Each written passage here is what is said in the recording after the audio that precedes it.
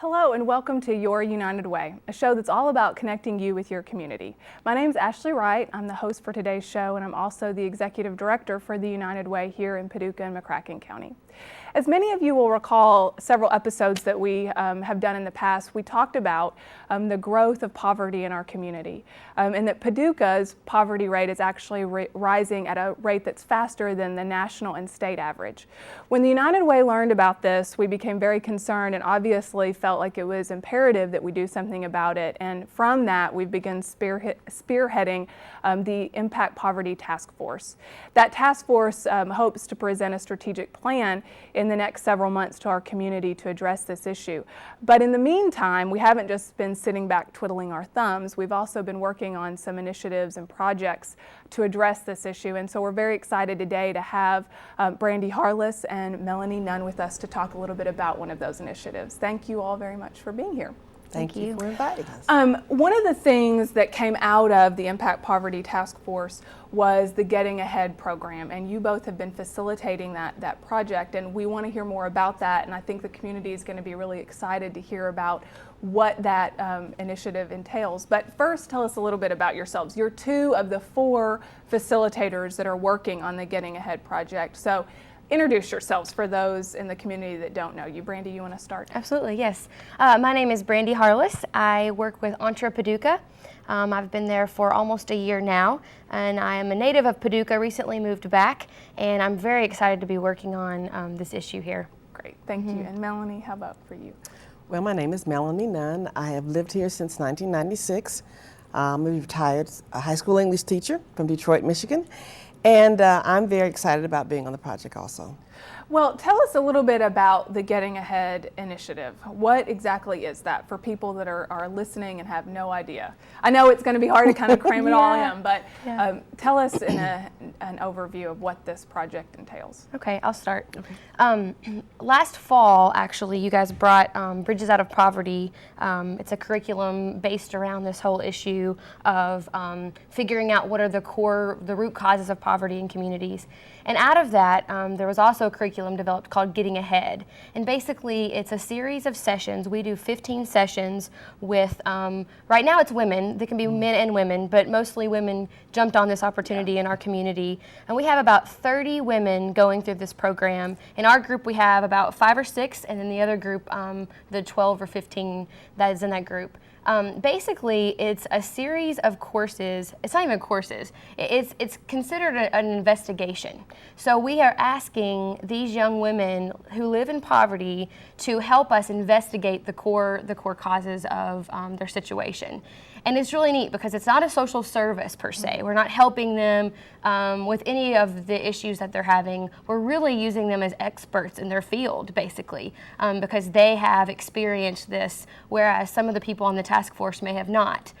So really it's about diving into what is the reality of poverty in our community, because it's different for everyone. And that's what we're really learning, is that everyone has their own unique experience, and it's not just one issue that maybe puts them in their situation. Now, I know from going through the curriculum with you all that we refer to the participants as investigators, and I heard you just say that, Brandi. But Melanie, why do we call them investigators? Well, because they actually are investigating for us. We're not really familiar with all of the issues that affect them, why they're in poverty, or what are the things that they have to go through in the struggle, as they like to call it. So they are investigating and bringing it to the larger community, to us, part of the task force, so that we're better able to get a picture, the bigger picture of what poverty is, especially in our community. I should say one of the reasons that the Getting Ahead initiative sort of started was because as we looked around the Impact Poverty Task Force, which has about 40 community members, while there were people, as you mentioned, Brandi, that had been in poverty, there was nobody currently in poverty. Right. So the information that we gather from these investigators will help us as we strategically plan in the future. But one of the things that I thought was so neat about this program was that we are providing some compensation for the investigators. And can you talk a little bit about why that's so important? Because some people may hear that and think, why are we doing that? Right. But I think it's a really amazing facet to this program. It is, because they're a resource, a research tool. And as you pay for any other research information, we're doing the same thing. It's a nominal fee, but it shows that we value what it is they are bringing to the table. Yeah, so they really are experts, and I think Yes. that's important.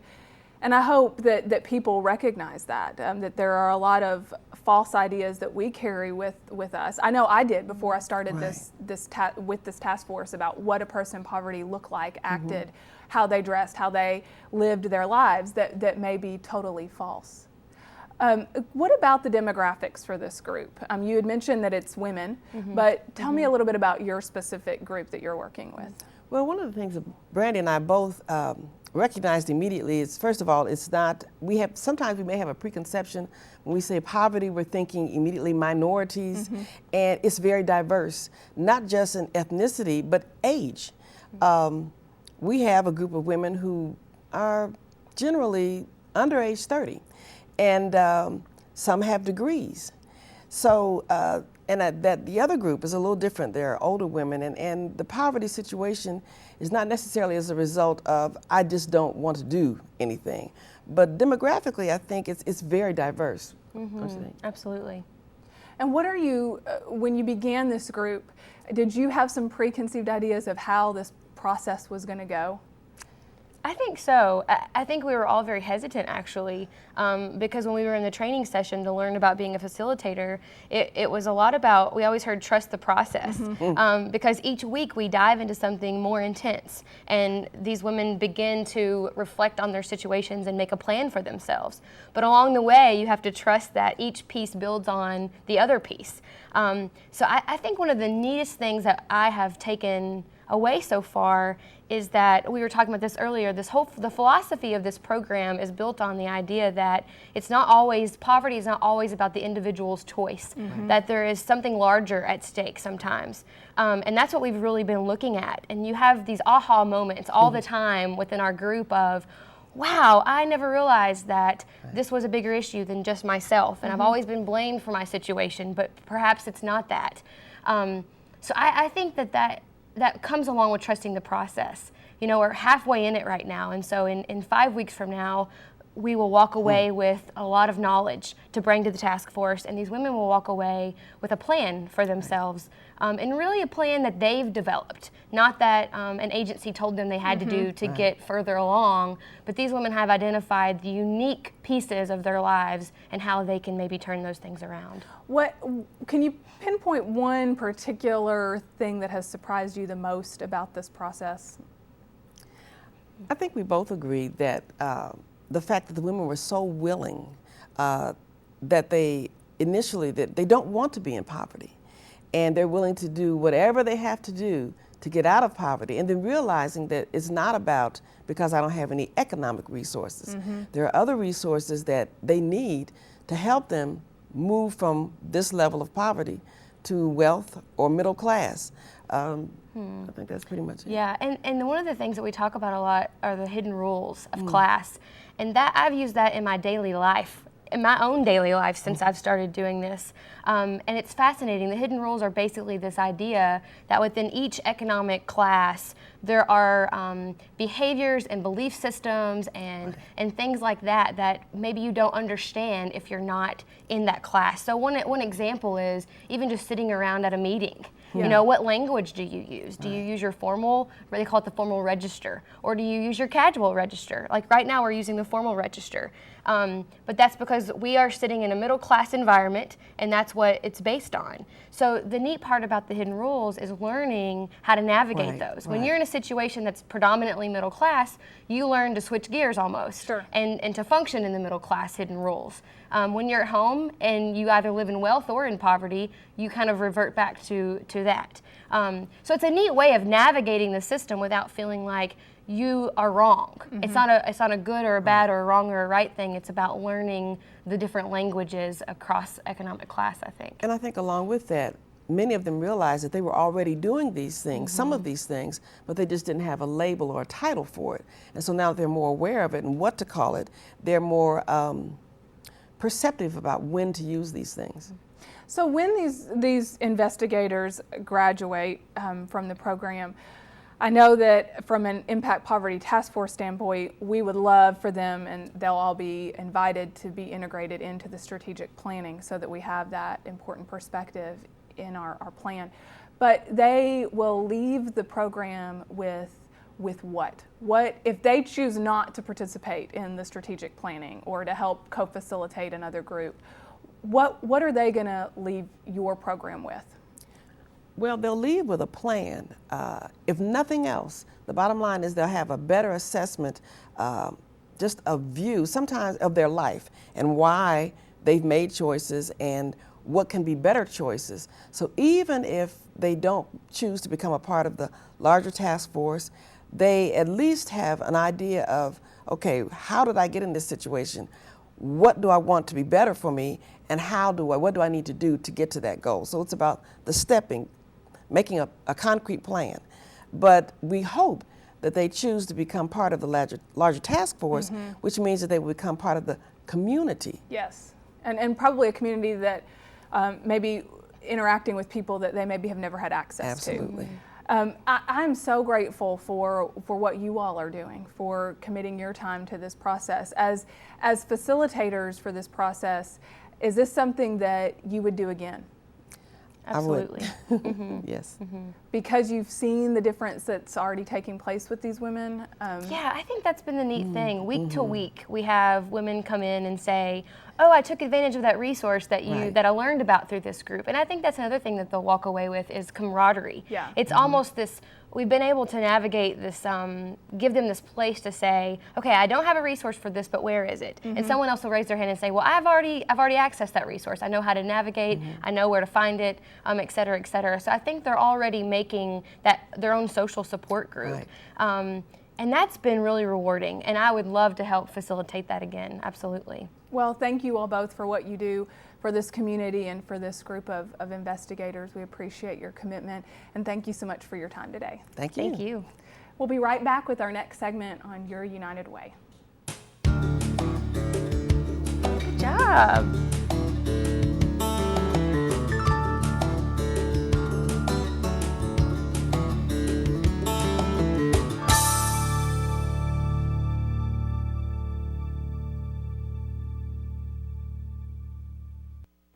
Hello and welcome back to Your United Way.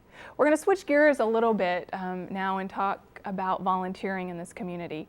Last year, the United Way, just like so many other nonprofits in our community, relied very heavily on volunteers in Paducah and McCracken County. In fact, we had over 600 individuals volunteer their time through the United Way to help people in need. And we specifically worked with about 100 volunteers on a monthly basis. So we have a very large volunteer pool, but sometimes we don't get the opportunity to highlight all of those projects. And so today we're meeting with Monique Zuber, who is our Community Impact Associate, and Stephen Bradley, who is with McNabb Elementary, to talk about one of those volunteer opportunities. But I'm going to start with you, Monique. You've been on our show before, and for those who have not watched, can you tell a little bit about what you do at the United Way?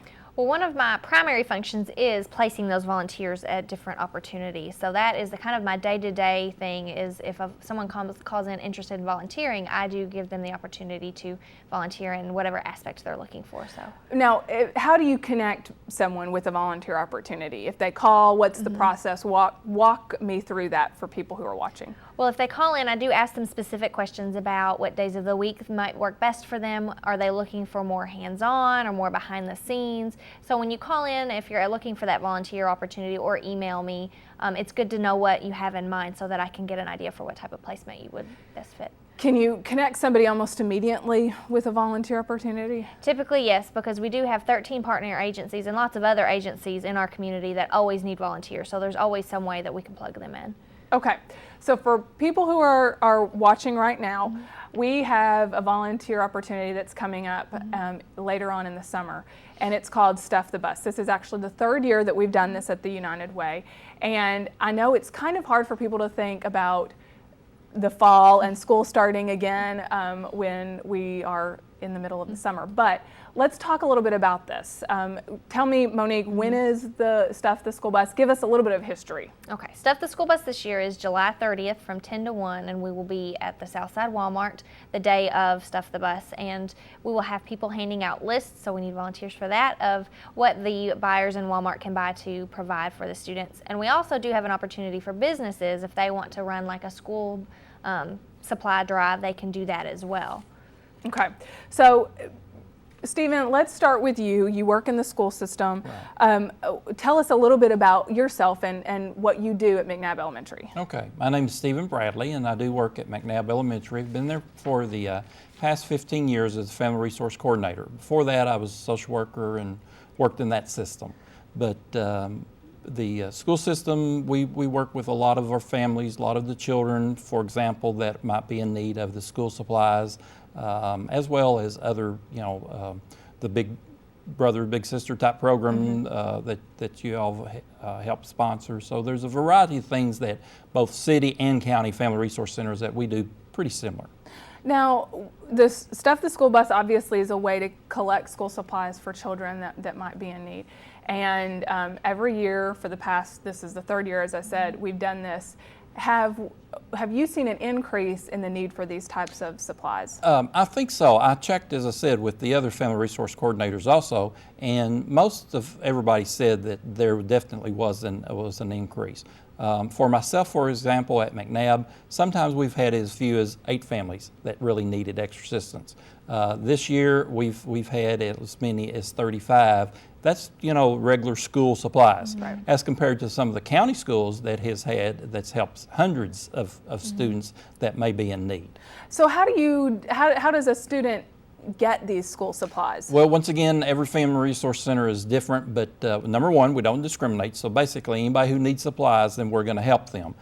Some school systems will have them fill out the free lunch program. That just gives you an idea of, or the application gives you an idea of if that person, what their income level may be. And then basically, it's just, whoever's calling, and we either through ourselves buy supplies, through Stuff the Bus that adds those extra supplies, then we're able to basically give those students those basic needs, paper, pencils, notebooks, things of that nature. Because, when I think about starting school, one of the things I remember as a child was that going to buy school supplies. I mean, getting those new Trapper Keeper, new notebooks. I mean, that's really kind of an exciting thing for a little kid, as much as you maybe aren't looking forward to going back to school. Those school supplies were a neat part of it. But we recognize that a lot of kids, that's not a reality for them. And so what we always say, they're basically starting the school year with a deficit if they walk into a classroom without those school supplies. Right, because what's happening is there could be like a difference being made, not necessarily that we as the adults would be making, but the children. See other children that do not necessarily have those supplies. Or you're having, for example, if you have a project and you're coloring, then you're having to borrow those colors. And maybe it's not just one child, it may be 2 or 3 in a system of 6 children that don't have enough of the supplies.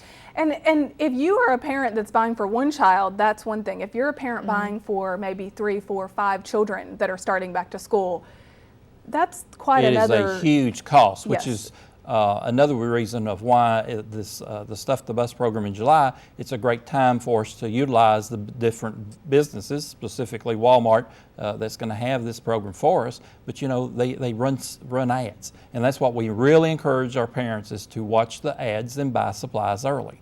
And if you are someone who's watching right now who wants to get involved, how will they know what supplies McNabb Elementary or Heath Elementary? Throughout the school systems, both city and county, we do provide that on our websites, as well as at the beginning of school or in the summer, the Walmart or the other businesses will have that supply list. And then once again, you can call any of the schools or family resource centers, and they'll be able to tell you what those supplies lists are. I actually think some schools do send home a school supply list at the end of school. Are there, you'd mentioned like paper and pencil and crayons, but are there some school supplies that you just don't get enough of? The one that I might mention would be, for example, scissors. That's really, they're more expensive. And so we probably don't get as many scissors or the right kind that the teachers would really request. But what I also talk with our parents about is just get the basic supplies you can. You know, sometimes if you've looked at school lists, they can get quite lengthy. Yeah. And some of those are not as needed things on there as what others. So therefore, just that basic pencils and crayons and paper, and for example, Trapper Keeper, you mentioned that one. That's one thing, you know, those are $8 and $10. They are, and yeah. so we don't buy those usually. We may buy 4, and those are gone by the first of school. Now you're speaking sort of from an elementary school perspective, so I'm going to kind of throw this out to you, Monique. I know you've been working with the resource center directors from the high schools and middle schools, and Stephen, you chime in here, but are there specific things that you think would be more appropriate for older students that would be good to get during this supply drive? We did have some feedback from family resource coordinators last year who said things like protractors or those calculators or those 3-inch binders that can get kind of pricey for some of those parents. So if you're coming the day of Stuff the Bus, maybe focus on that, and we may focus some of our businesses on some of those items that are a little bit more pricey that parents might just kind of slide by. Well, let's talk about businesses. So there are probably going to be businesses right now that are watching this, or people that work for businesses that they may not be able to come out on the day of the live remote out to the Southside Walmart, but they want to get involved. So how can they do that? What they need to do is just contact me at the United Way, either by phone or email. And what I'm going to try and do is get them a list of things. And throughout June and part of July, you'll have a week that you can really talk that up to your employees and have them bring in. And then we will come and collect your supplies at the end of the drive. So there might be a business that says, hey, we know that there's high school kids out there that don't have calculators, so let's make our company focus on strictly on calculators. I mean, that's an idea to try to build up those supply needs. But what is the phone number that they need to contact if they want to get a hold of us? They need to contact us at the United Way, and the number is 442-1691. 1691. Yes. We'll work on Get that. our phone number. And Stephen, if there are parents that are watching this that are thinking already, I know that I'm going to be struggling, what do they need to do? They need to be contacting their family resource centers, directors, or even the schools. And once again, for example, myself, when school's out, by the first week of June, I'm already starting to get the calls. And basically all of us will keep a list of those families that need those supplies. Okay. We really also encourage them that if they get supplies, for example, through Stuff the Bus or another organization, you know, sometimes we'll have a situation that they may go to several organizations. So we try to discourage that to just concentrate on that one. But a lot of the businesses that you mentioned, they'll also bring in money. Yes. Or the individuals this past summer, they didn't really want to buy something or didn't have the time or whatever, and they would give you all the cash money That's a good thing. to give for the Stuff the Bus. Absolutely. We had businesses that came by and brought us checks or even gift cards to Walmart or places and said, go buy school supplies. And so that's another thing that you can do as an individual, or if you're a business that is wanting to get involved and maybe make a donation. I would like to mention, of course, our sponsor this year is USEC. They've sponsored this for the last 2 years and are going to do that again. And what a huge help that is to have that kind of corporate sponsorship that allows us to do an event like this. And just so everybody knows, Monique, is every city and county school being impacted by this opportunity? Yes, we get all the school supplies and we separate it out, and each school gets an equal amount of supplies at the end of the day. Okay, so if your children are at one school and you want to make sure that if you're out in the county, you want to make sure that kids in the county are getting supplies, please know that it's city and county schools. We want to make sure that all the kids in our entire community have access to this. So thank you all so much for being a part of this today. Thank you, Stephen, for all you do and for the many years you've done it. We appreciate your hard work. You're welcome. I enjoyed it. Look forward to working with you again on this project. Thank you. And we'll be right back with our next segment.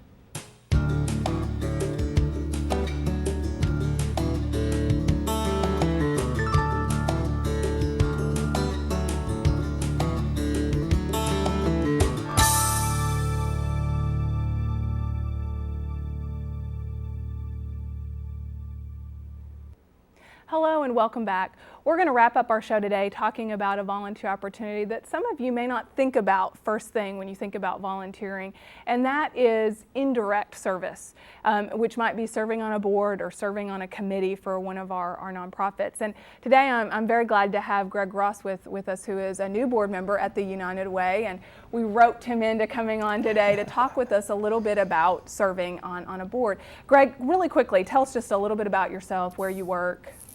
Well, my name is Greg Ross. I work with Paducah Independent Schools. Currently, I am assistant principal at Morgan Elementary. Next year, I'll be principal of McNabb Elementary. So that's a little bit about me. So you obviously are very aware of the needs in the community working in the school system.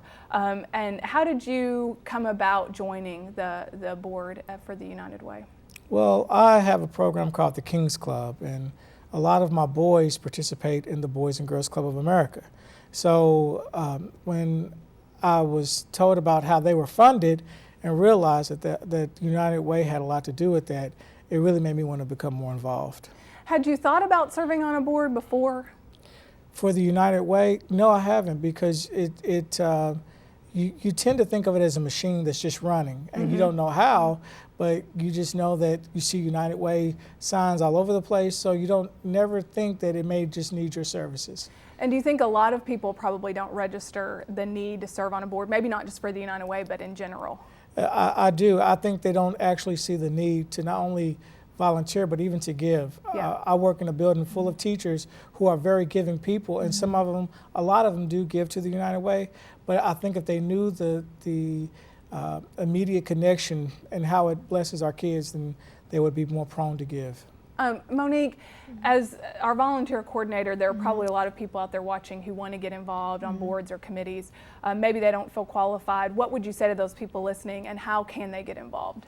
Well, the biggest thing to remember is there are lots of agencies in our community that are board ran, and you need all types of individuals for that to run well, because you need different perspectives. You need people who are money-minded, math-minded. You need people in the school systems to kind of make that the best collaboration possible. So if they're interested, we work so closely with them, can they give you a call? They absolutely can. At 442-1691. Yes. Well, I want to thank you all both for being here. And Greg, thanks so much for all you do for this community, for what you do for the United Way. We look forward to working with you. And Monique, thank you again for being a part. Thank you for joining us. We look forward to seeing you on our next show.